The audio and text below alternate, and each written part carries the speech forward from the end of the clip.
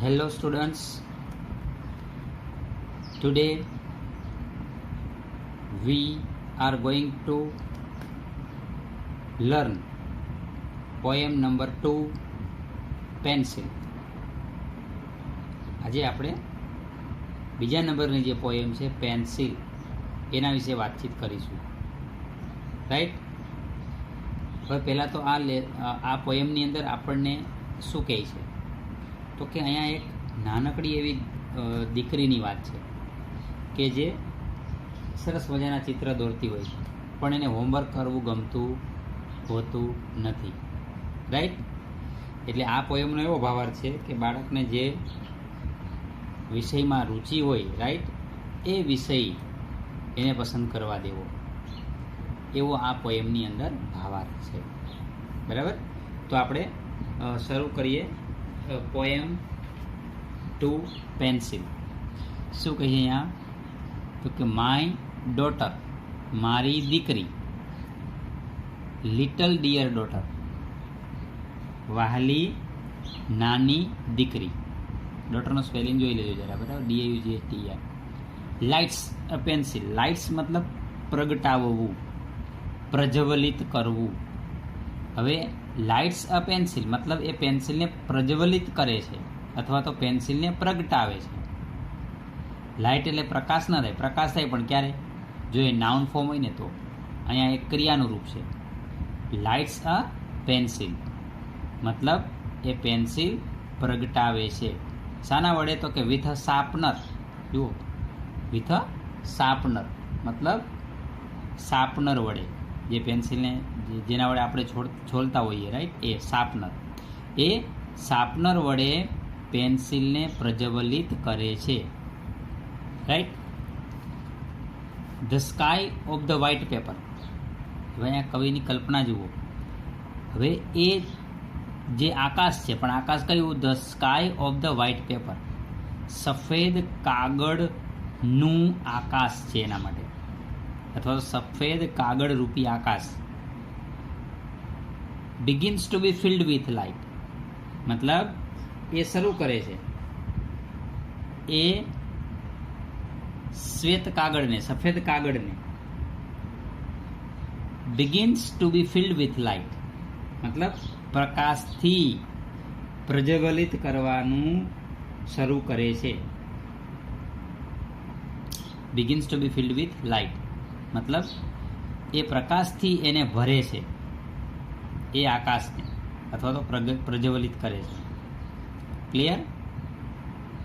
હવે કેવા ચિત્રો દોરે છે. હવે અહીંયાથી જે પોએમ છે ને બહુ અગત્યની છે. આના આધારે ક્વેશ્ચન આન્સર બહુ પૂછાયેલા છે અગાઉ, એટલે ખાસ ધ્યાનમાં રાખજો, બરાબર સમજજો.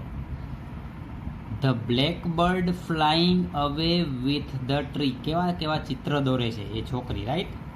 એ નાની બાળકી, એ નાની દીકરી, એની વાત છે અહીંયા.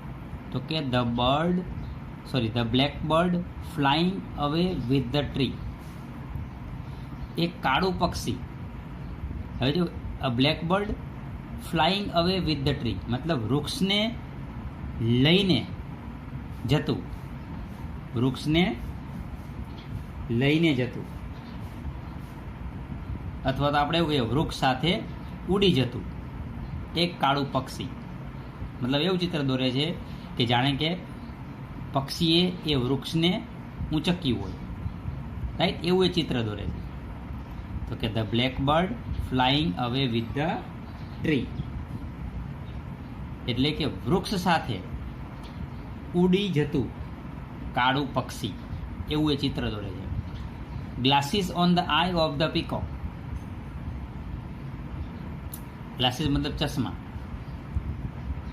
મોરની આંખોમાં ચશ્મા, આંખો પર, મોરની આંખો પર ચશ્મા. વિચિત્ર વિચિત્ર ચિત્ર દોરે છે. મોરની આંખો પર ચશ્મા.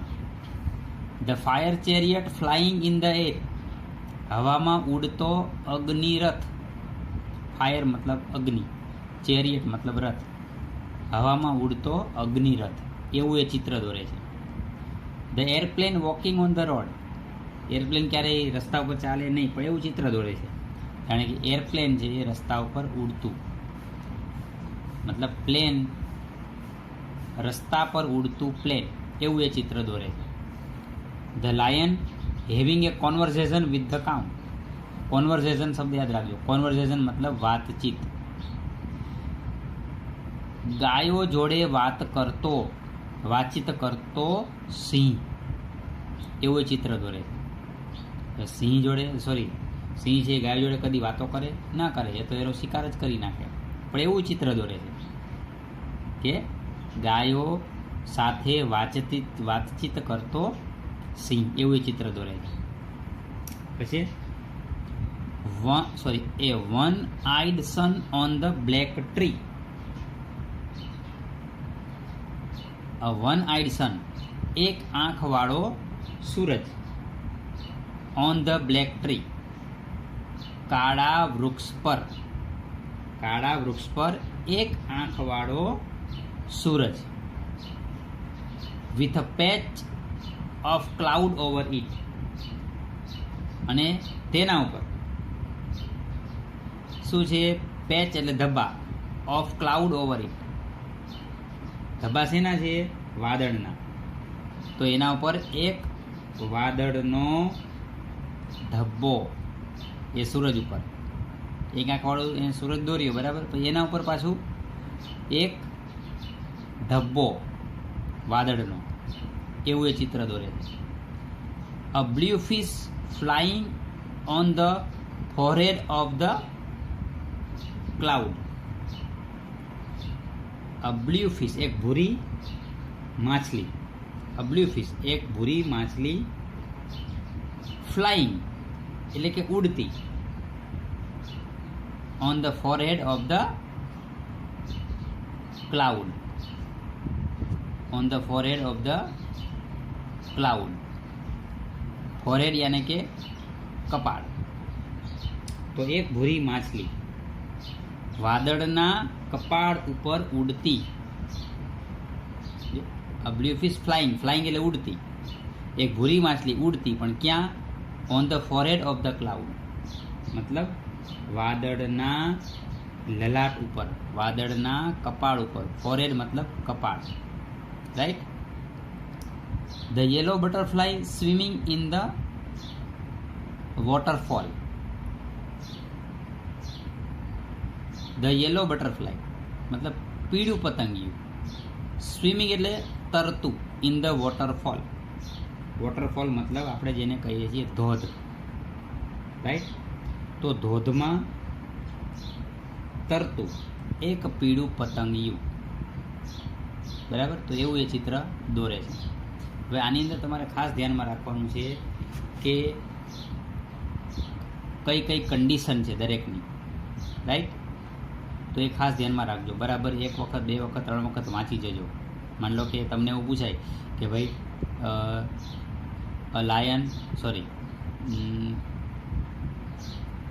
The airplane walking on the road, true or false. તો તમને એરપ્લેન થોડું રોડ ઉપર ચાલે, એ તો ઉડે, એટલે આપણે શું કરી નાખીએ? ફોલ્સ કરી નાખીએ.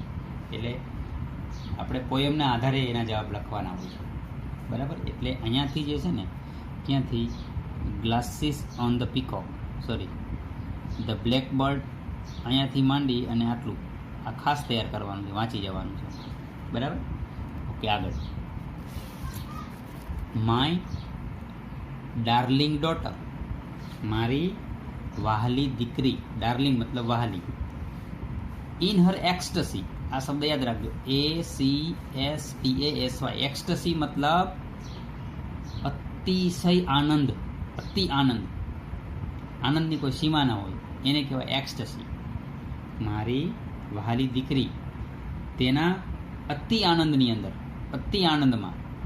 Is busy drawing strange pictures. જો વિચિત્ર પ્રકારના ચિત્રો દોરવામાં એ વ્યસ્ત છે.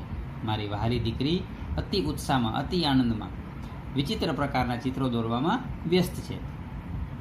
બટ પણ van the school master gives her homework, પણ જ્યારે એને એના શાળાના શિક્ષક એને ગૃહ કાર્ય આપે છે. But when the school master gives her homework, પણ જ્યારે શાળાના શિક્ષક એને હોમવર્ક આપે છે. My darling doll breaks the tip of the pencil. મારી વાલી જે ઢીંગલી છે મતલબ દીકરી એની, breaks the tip of the pencil in anger. ગુસ્સામાં જે અણી છે પેન્સિલની એને શું કરી નાખે છે? તોડી નાખે છે. Breaks the tip of the pencil in anger. ગુસ્સામાં એ એની અણી તોડી નાખે છે.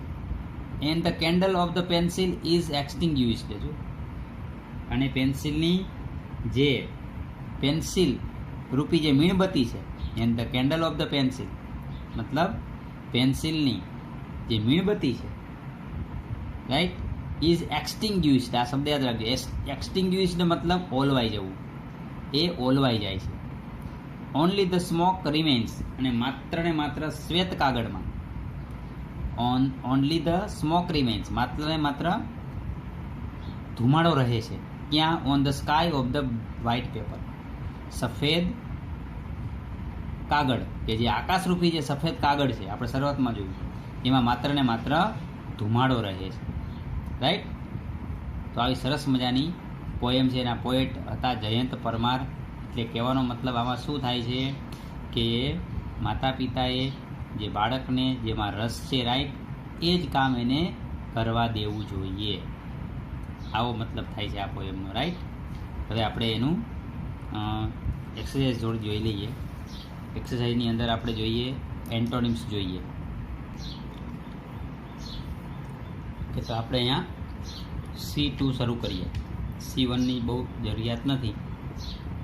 તો કે find out the antonyms of this from the poem. પોએમમાંથી તમારે એના વિરોધી શબ્દ શોધવાના છે. બરાબર. બ્લેક તો બધાને ફાવે જ બ્લેક. તો એનું ઓપોઝિટ શું થાય? એનો વિરોધી શું થાય? વ્હાઇટ. ડાર્કનેસ મતલબ અંધકાર. તો અંધકારનો ઓપોઝિટ શબ્દ આપણે લેસનમાં આવી ગયો. શું? લાઇટ. રાઈટ. એમ્પ્ટી. એમ્પ્ટી મતલબ ખાલી ખાલી થયેલું. તો આપણે કહેવાનું છે ભરેલું. તો ફિલ્ડ. કિન્ડલ્ડ. કિન્ડલ્ડ મતલબ પ્રજ્વલિત કરેલું, પ્રકાશિત કરેલું. તેનો ઓપોઝિટ થશે એક્સટિંગ્યુઇશ્ડ. એક્સટિંગ્યુઇશ્ડ મતલબ ઓલવેલું. ઓલવેલું આપણે છેલ્લે શબ્દ આવી ગયો ઓલવેલું. ડ્રાઉનિંગ. ડ્રાઉનિંગ મતલબ ડૂબેલું. તો સ્વિમિંગ, તરતું. રાઈટ. ટેક્સ મતલબ આપવું. ટેક્સ મતલબ લેવું. તો ગીવ એનો ઓપોઝિટ મતલબ થશે ગીવ એટલે આપવું. રાઈટ. ક્યારેક તમને લોકોને પૂછી શકે. હવે સીધા આપણે આવી જઈએ છીએ C4. પેરેગ્રાફ પરથી ક્વેશ્ચન આન્સર, જે પોએમ ઉપરથી ક્વેશ્ચન આન્સર છે આપણે જોઈએ છીએ પછી. બરાબર. C4 મતલબ ખરા ખોટા. ખોટા હોય તો તમારે સાચા કહેવાના છે, પણ એવું એક્ઝામમાં આપણને પૂછાતું હોતું નથી. ચલો, ખરા ખોટા. એમાં પહેલો, the fish travels through the forehead of the cloud. મતલબ જે માછલી છે એ વાદળના કપાળ ઉપર થઈને મતલબ એ મુસાફરી કરે છે. તો સાચી વાત છે. The girl is busy શાર્પનિંગ Har pencil. જુઓ, છોકરી છે એ પેન્સિલની અણી કાઢવામાં વ્યસ્ત છે. તો સાચું કે ખોટું? દેખીતું આપણને સાચું લાગે, પણ હકીકતે બિઝી છે એ પેન્સિલની અણી કાઢવામાં વ્યસ્ત નથી, પણ શેમાં વ્યસ્ત છે? ચિત્રો દોરવામાં. રાઈટ. એટલે the girl is busy drawing strange pictures. Right. Next, the girl hates doing the homework given by the teacher. છોકરી છે એ જે શિક્ષક દ્વારા એને હોમવર્ક આપવામાં આવ્યું છે એ homework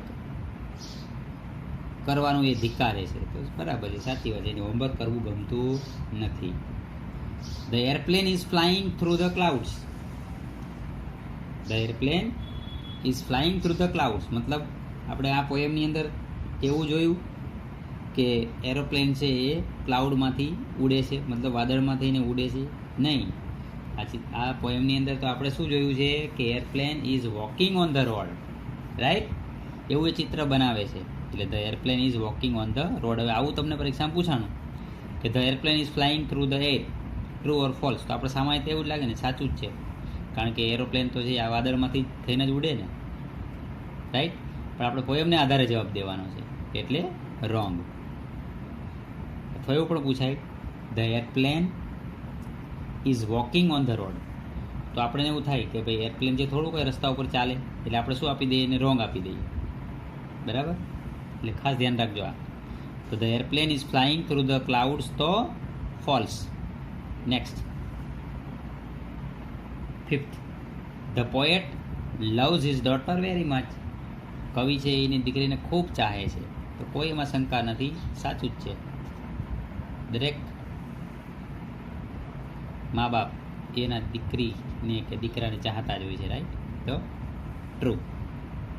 6th, the lion is talking to the girl. સિંહ છે એ છોકરી જોડે વાતચીત કરે છે. છોકરી જોડે વાતચીત કરે છે? નહીં. તેની જોડે વાતચીત કરે છે? લાયન જોડે, સોરી, ગાય જોડે.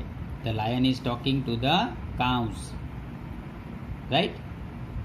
The lion is talking to the cow. એ ગાય જોડે વાતચીત કરે છે. હવે આ પણ ધ્યાન રાખવા જેવો શબ્દ છે. The lion is talking to the cow, true or false? તો ટ્રુ, રાઈટ? આગળ, the girl એન્જોયઝ,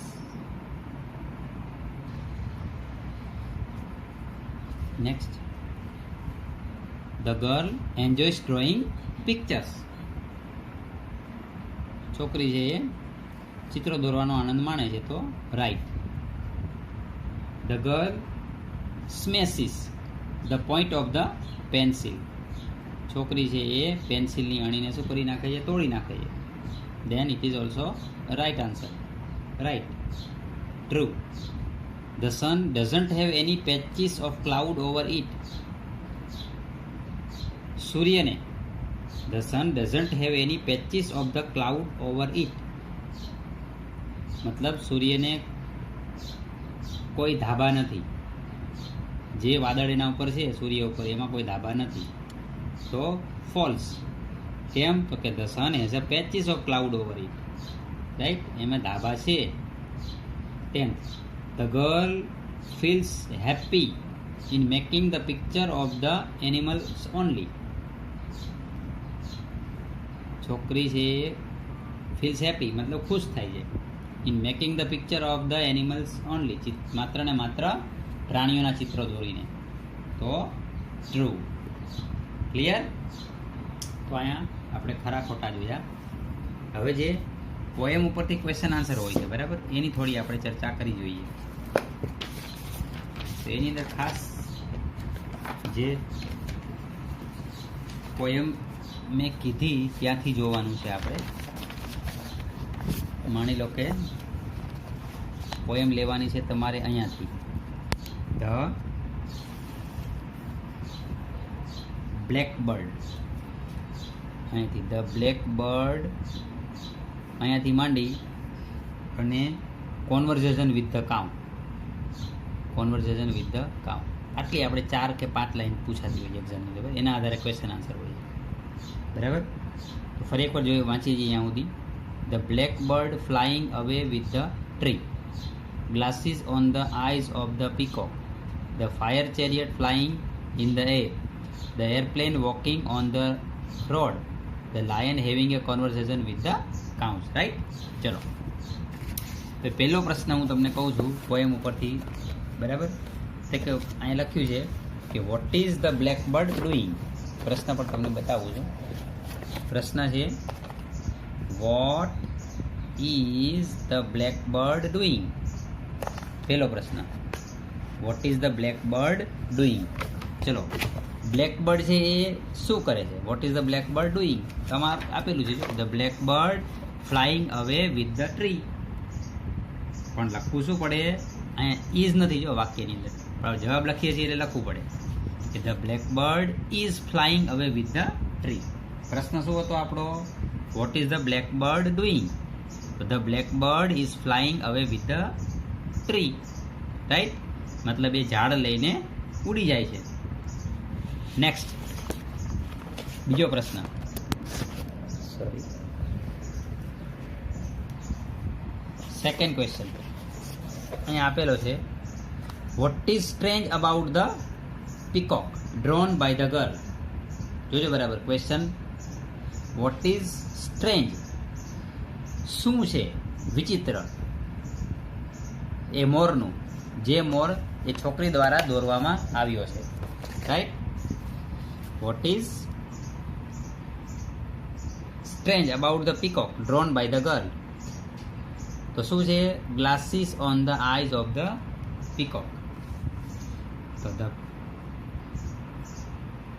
the peacock drawn by the girl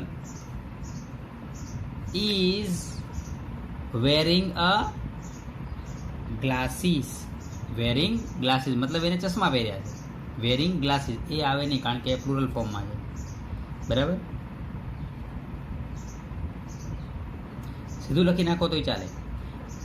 there is glasses on the eyes of the peacock is strange about the peacock drawn by the girl. એ તે લખો તો પણ ચાલે.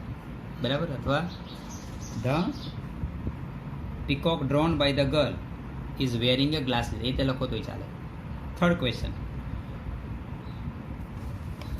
what is flying in the air? ત્રીજો પ્રશ્ન શું છે? What is flying in the air? હવામાં શું ઉડી રહ્યું છે? What is flying in the air?